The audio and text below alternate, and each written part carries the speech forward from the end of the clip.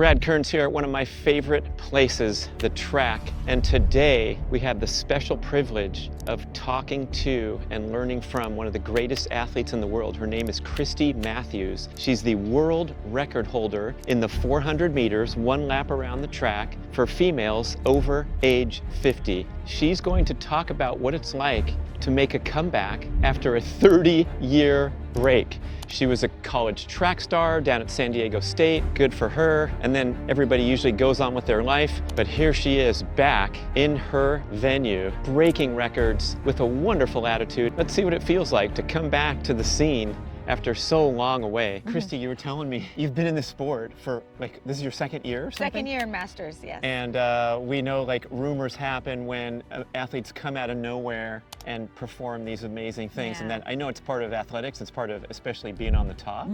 But it's also kind of strange, disrespectful. I wonder how you deal with people that maybe suspect that you're doing more than what's possible. One of those things that I understand why people have these thoughts, and I mean, it's only natural, but the thing about it, I was really happy to get my story out because I didn't come from just out of the woodwork. I didn't come from nowhere. When I talk to people, I let them know, you have to understand, I was a D1 collegiate athlete who provisionally qualified for the Olympic trials back in my day.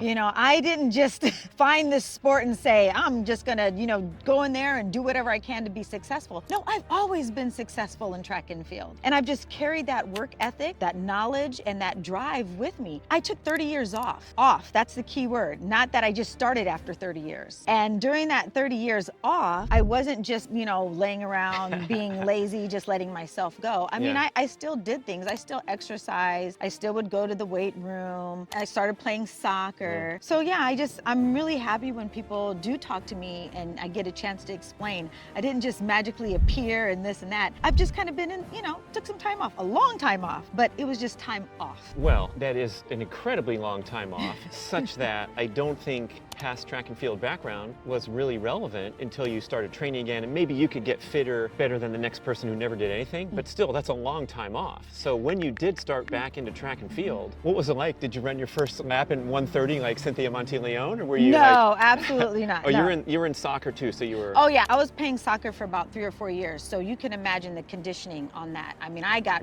fit playing soccer. I used muscles that I'd never used before. I had a soccer coach, I had a trainer, and I was playing soccer 3 to 4 times a week. So again, I took what I had already, built years ago, and like I said, had it on pause, and I just slowly started to build that up. So I entered the Masters track really at age 50, but for 4 years prior, I had been training, just not with track, but I'd been training and working out.